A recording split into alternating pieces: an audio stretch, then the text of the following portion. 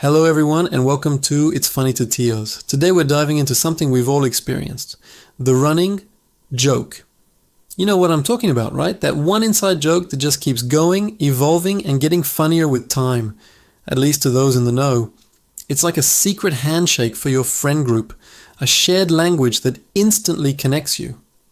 But how do these jokes start? And what makes them stick around for years, sometimes even decades? Let's rewind to the origin story. Most running jokes are born from a moment of pure, unplanned chaos. Maybe someone mispronounced a word in a hilarious way during a serious moment. Or perhaps it was a completely bizarre situation you all found yourselves in. Like that time you tried to assemble a piece of furniture and ended up with something that looked more like modern art. It's usually an accident, a spontaneous moment of absurdity that just clicks. The key is that it's organic. You can't force a running joke, it has to choose you. Think about your own running jokes. I bet they started with something small. My friends and I have one about a strategic squirrel. It started years ago on a camping trip. We were trying to figure out where we'd misplaced the can opener. And out of nowhere, my friend, completely serious, pointed at a squirrel and said, "I bet he knows. He looks strategic." It made no sense. It was so random that we all burst out laughing.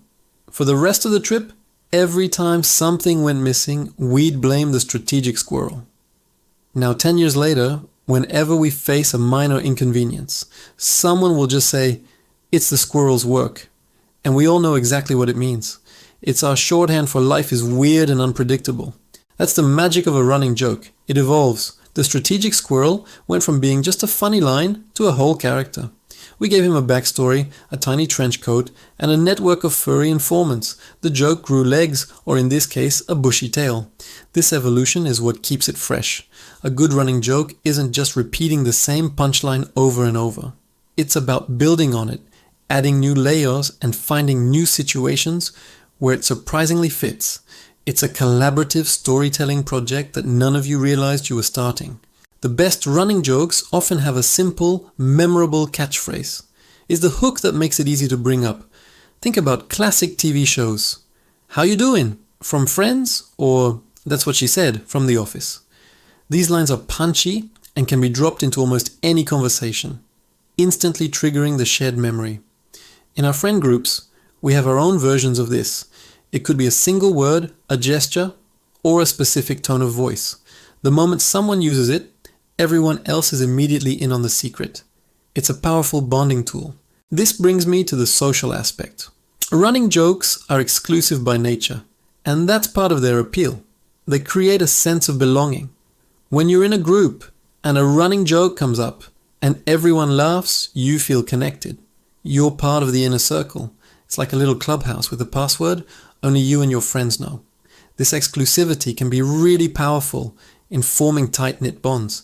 It's a shared experience that solidifies your relationship. It says we went through this together and we found it funny. But there's a flip side to that, isn't there? The dreaded moment when you have to explain the running joke to a newcomer. It's almost impossible. You start with, "Okay, so you had to be there." And you can already see their eyes glazing over. You try to recount the story, the context, the exact tone of voice, but it just falls flat. The magic is gone. The story that has you and your friends crying with laughter gets a polite, confused smile.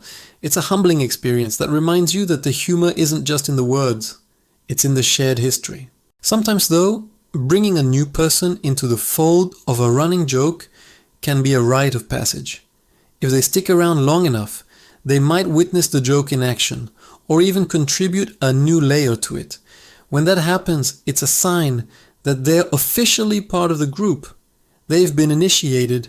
They now know about the strategic squirrel. It's a beautiful moment of social integration, all thanks to a silly joke. Of course, not all running jokes are created equal. Some have a shorter lifespan. They're funny for a week, a month, maybe even a summer, but then they fade away, and that's okay. Jokes, like everything else, can have their season.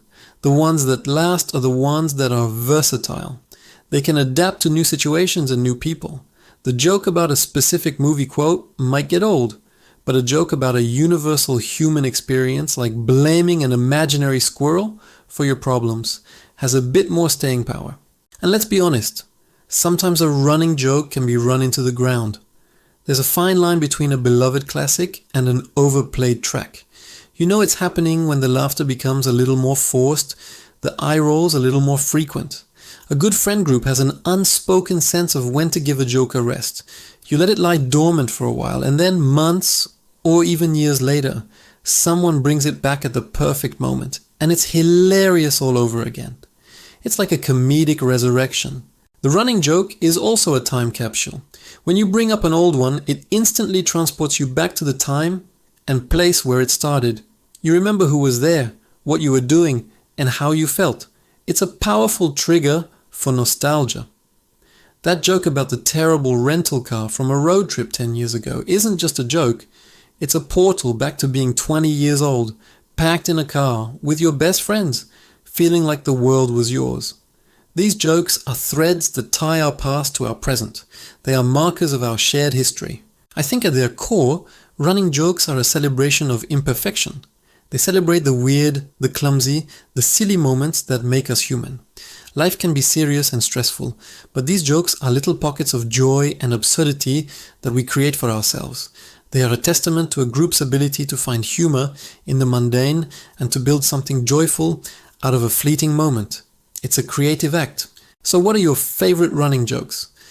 I'd love to hear the stories behind them in the comments below, even if you have to start with, "You had to be there." Let's share the weird, the wonderful, and the hilarious.